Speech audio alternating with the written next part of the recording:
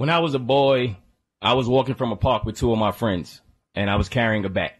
My two friends were carrying a glove and a ball. We were playing baseball. A cop car pulled us over without asking any questions. That cop pulled his gun on us, slammed my head against the window, threw me on the ground. That was my first encounter with a police officer. That blood dripped down my face and into my heart, and I haven't known what to think of this country or police ever since. My dad is a police officer.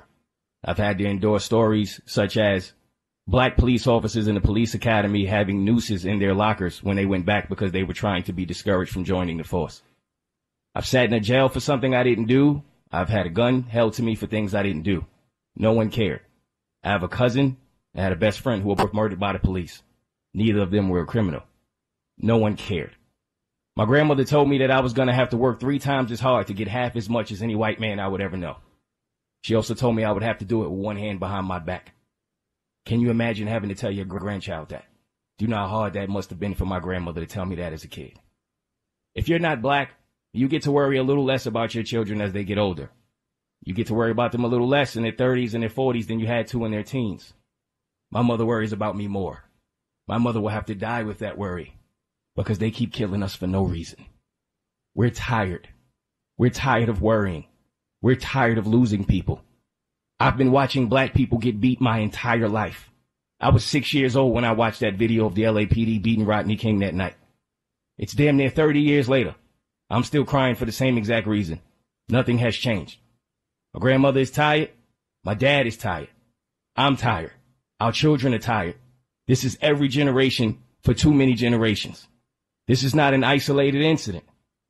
Sean Bell, Maud Arbery, Tavon Martin, George Floyd, Gregory Gunn, Samuel DuBose, Brendan Glenn, Freddie Gray, Natasha McKenna, Eric Garner, Quinn McDonald. The list goes on and on and on. George Floyd called out for his mother, who passed away 2 years ago, while that cop's knee was on his neck. That man was in transition at that point, I believe. When's the last time you've heard a grown man call for his mother? 9 minutes. 9 minutes. While he's handcuffed and can't defend himself. Enough is enough. If you have done nothing while all these people have been dying, then you don't deserve to have an opinion on why people are rioting. If you were quiet then, it's time to change. Because I'm not saying it's right. It's not, and I don't condone it, but I understand it. My people are in pain. We are tired of singing. We are tired of marching. We are tired of holding hands. We are tired of taking knees. We haven't been heard. It's been way too long. We're hungry. We can't tell the families of George and Trayvon it's going to be okay because it's not. In the end, those buildings will be put back up. Nothing we bring back the people we lost. This is the only way we feel like some get the point or actually listen to us. So listen to us because we're tired. And now black people are finally starting to understand that we are all family. We are all in this together. And if it was your family being murdered, you would want to be heard too. We did the singing. We did the marching. Now what? Somebody tell me. So I can tell us so we can stop. Colin Kaepernick took a knee in hopes that George Floyd wouldn't have to. And that didn't work. I read all the negative comments about Colin Kaepernick and how people tried to make it about the flag. I hope you get it now. You're a part of the problem if you thought anything Colin Kaepernick did was wrong. And I'm going to go as far as to say if you're a black man in the NFL and you didn't take a knee with Colin because you were afraid of getting a piece of your check revoked, then you're a part of the problem as well. The reason we couldn't defeat the NFL because of division is the same problem we are facing in life. We have to stand together, period.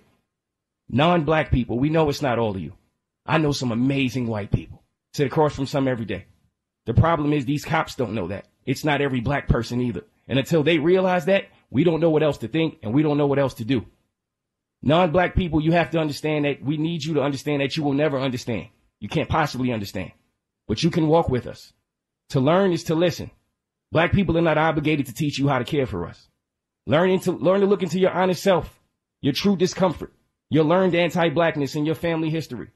Call your racist family members out. You should be just as uncomfortable when you witness it, whether you are with a black person or not. Move beyond the internet to show your outrage and your grief. Take action. Do not remain complicit. You have to be willing to check your racist friends and you have to be willing to raise your kids differently. It has mostly been up to us to challenge and destroy white supremacy and everything that it upholds, and it can't be that way any longer. There is no such thing as one bad cop. If 1,000 good cops see something and don't take down that one, then we have 1,001 bad cops. We need the police to start policing us from the police. If you're not black, you get the luxury of making decisions and getting judged off the decisions you make. You can choose to be an asshole. You can choose to be selfish. You can choose to be a jerk. We don't choose to be black. I'm black and I'm proud. And I'm tired of being looked at like a criminal everywhere I go. The looting is not right. I agree. I don't condone it. We have to stop that as well. But I do understand it. Pac said we might fight amongst each other, but I promise you this, we'll burn this place down if you get us pissed. That was 30 years ago. Tupac also said that if you put people outside of a place and they know that it's food inside and they're hungry, yes, they're going to ask to come in at first. They may ask for the first 2 weeks. They may sing for the first 3 or 4 weeks. But after that, we're eventually going to get tired and we're going to break the door down. We're breaking the door down now. Being black is being judged for wearing a hoodie, for wearing a do-rag, for wearing a tank top, or for wearing no shirt at all. Being black is being told to not have an opinion, to not stare, to not be loud, to not defend yourself. Being black is having to search what racism is like in countries that you want to visit before you go. Being black is being followed around a store and being accused of stealing even when you can afford to buy the store. Being black is getting pulled over and not worrying about a ticket because you're too busy worried about your life. Being black is being judged for things you have no control over. Being black is not getting jobs even though you're qualified your entire life. Being black is watching people take your culture, take your fashion, take your style, and then take your life. I'm black. I should be able to go into a store without being accused of anything. I should be able to jog. I should be able to get detained by police. I should be able to have an lemonade stand. I should be able to defend my girlfriend from an armed intruder. I should be able to play loud music. I should be able to relax in my own home. I should be able to play with a toy gun. I can lawfully carry a weapon. I should be able to get a traffic ticket. I should be able to walk with Skittles. I should be able to party on New Year's Eve. I should be able to go to church. I should be able to sell CDs. I should be able to take out my wallet. I should be able to breathe. Charge every cop for every crime. Period. No more charges, convictions.